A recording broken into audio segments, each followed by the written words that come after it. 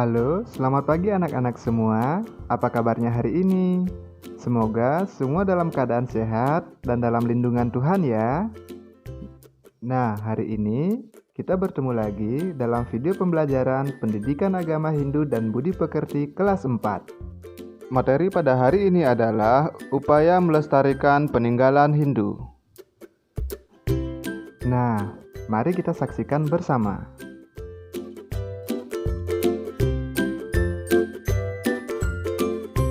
Ya, sebelum kita memulai pelajaran, tentunya kita tidak boleh lupa untuk berdoa. Marilah kita berdoa bersama-sama. Om Swastiastu, Om Awigenam Astu Nama Sidam, Om Sidirastu Tadastu Swaha. Baiklah anak-anak, adapun tujuan pembelajaran kita pada hari ini adalah yang pertama, siswa dapat menjelaskan upaya-upaya melestarikan peninggalan Hindu.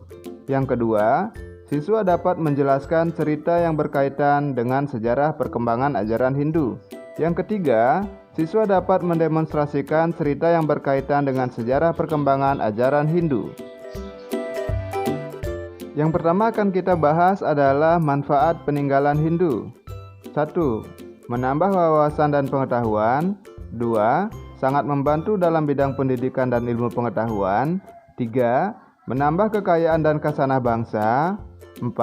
Menambah pendapatan negara melalui kegiatan wisata. 5. Sebagai bukti nyata peristiwa sejarah yang dapat diamati langsung. 6. Mempertebal rasa kebangsaan kita. Dan yang ketujuh adalah memperkokoh rasa persaudaraan. Nah, upaya apa saja yang harus kita lakukan untuk melestarikan peninggalan Hindu?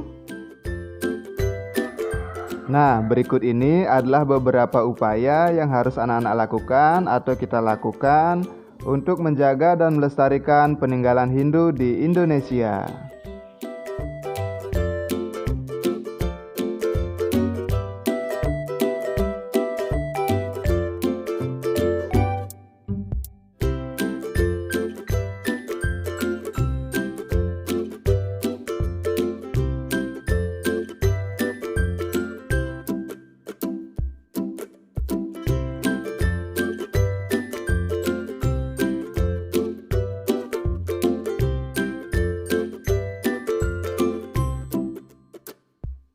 Selanjutnya adalah cerita yang berkaitan dengan sejarah perkembangan agama Hindu di Indonesia. Ada begitu banyak cerita yang berkaitan dengan sejarah perkembangan agama Hindu di Indonesia.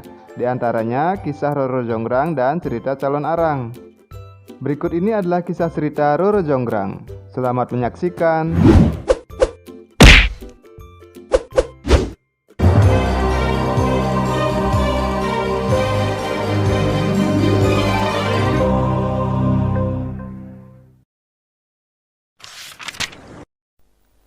Roro Jonggrang. Pada zaman dahulu kala, hiduplah seorang raja dengan wujud raksasa bernama Prabu Baka. Dia adalah raja yang terkenal rakus dan suka memeras rakyatnya. Semua takut padanya. Dia memiliki seorang patih yang setia bernama Patih Kupala. Suatu hari, Prabu Baka memimpin penyerbuan ke kerajaan Pengging. Dia ingin menguasai kerajaan makmur dan subur itu. Perang pun tidak terhindarkan. Prabu Baka mengamuk dan memukul mundur pasukan kerajaan Pengging. Serbu! Serbu! Ya, ya, ya. Perintah Patih Kupala yang menyemangati pasukan Prabu Baka. Putra mahkota kerajaan Pengging yang bernama Bandung Bondowoso marah besar saat tahu kerajaannya diserang tiba-tiba oleh Prabu Baka. Maka Bandung Bondowoso menyiapkan pasukannya dan memimpin serangan balasan. Ini tidak bisa dibiarkan. Kita harus menyerang pasukan Prabu Baka. Serunya sambil mengacungkan pedangnya. Di tengah pertempuran, Bandung Bondowoso bertemu dengan Prabu Baka. Mereka bertarung dengan ganas, saling menyerang dan saling mengeluarkan jurus andalan mereka. Akhirnya, Bandung Bondowoso berhasil membunuh Prabu Baka. Pasukan Prabu Baka kocar-kacir saat tahu rajanya terbunuh. Patih Gupala memerintahkan mereka lari pulang ke kerajaan Baka. Bandung Bondowoso tidak tinggal diam. Ayo kejar, jangan menyerah.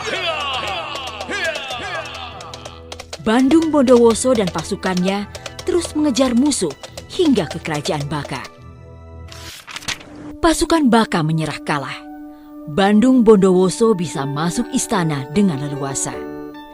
Alangkah terkejutnya dia karena bertemu putri cantik jelita di dalam istana. Wahai putri cantik, siapa gerangan dirimu? Aku adalah putri Prabu Baka.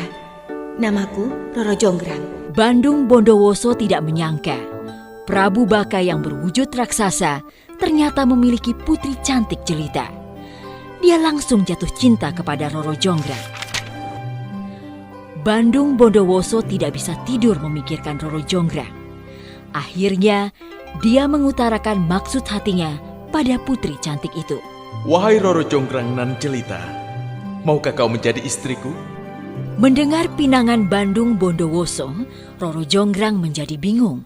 Dia takut kepada Bandung Bondowoso, namun dia tidak ingin menikah dengan orang yang telah membunuh ayahnya. Aku mau menikah denganmu, tapi kamu harus memenuhi 2 syarat. Aku ingin dibuatkan sumur Jalatundra dan 1000 candi dalam waktu semalam. Bandung Bondowoso menyanggupi syarat Roro Jonggrang. Baiklah, aku sanggup melakukan itu semua. Dan aku bisa menikahimu, wahai putri cantik. Tanpa banyak membuang waktu, Bandung Bondowoso segera menggali tanah untuk membuat sumur Jalatunda yang dalam. Hanya dalam waktu singkat, sumur itu sudah jadi. Roro Jonggrang gelisah dan berusaha memikirkan cara untuk mencelakakan Bandung Bondowoso. Bagaimana, Roro Jonggrang? Apakah sumurnya sesuai dengan keinginanmu? Roro Jonggrang tersenyum, lalu berkata, Bandung Bondowoso, maukah kamu masuk ke dalam untuk memeriksa sumur itu? Baiklah, aku akan memeriksanya. Bandung Bondowoso segera masuk ke dalam sumur. Saat Bandung Bondowoso masuk ke dalam sumur, Roro Jonggrang memerintahkan Patih Gupala dan pasukannya untuk menutup sumur itu dengan batu. Bandung Bondowoso tahu kalau dia ditipu dan marah besar. Hah? Rupanya dia telah menipuku. Dengan kesaktiannya, Bandung berhasil menjebol batu-batu itu dan naik ke atas. Roro Jonggrang terkejut karena Bandung masih hidup. Apakah kamu hendak menipuku, putri? Tanya Bandung Bondowoso. Roro Jonggrang tersenyum dan berusaha meredakan amarah Bandung Bondowoso. Syarat pertama sudah berhasil. Sekarang tinggal syarat kedua. Bangunlah 1000 candi untukku. Bandung Bondowoso tahu dia tidak akan mungkin membangun 1000 candi dengan kekuatannya sendiri. Akhirnya dia memanggil pasukan makhluk halus dan mengerahkannya untuk membangun candi. Ribuan makhluk halus datang dari segala penjuru arah. Mereka segera membangun candi-candi itu.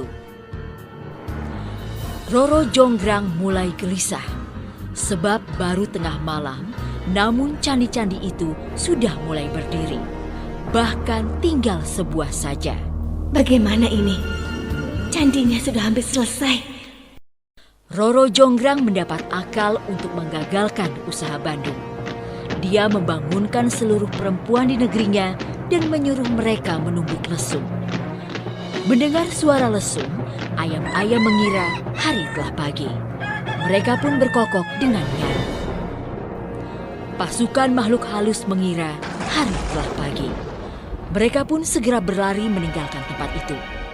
Bandung Bondowoso segera tahu kalau dia ditipu lagi. Kau telah menipuku lagi, Roro Jonggrang. Aku tidak bisa memaafkanmu. Kali ini dia tidak bisa menahan kemarahannya. Bahkan senyum Roro Jonggrang tidak bisa meredamnya. Kukutuk kamu jadi arca batu untuk menggantikan satu candi yang belum selesai. Dalam sekejap, Roro Jonggrang menjadi arca batu. Maka genaplah 1000 candi telah dibangun Bandung Bondowoso. Melihat Roro Jonggrang telah berubah menjadi arca, menyesalah Bandung Bondowoso. Dia menangisinya, namun nasi telah menjadi bubur. Bandung Bondowoso tidak bisa menarik kutukannya. Konon 1000 candi yang dibangun Bandung Bondowoso masih ada sampai sekarang dan berdiri di Yogyakarta. Namanya Candi Sewu, yang berarti 1000 candi.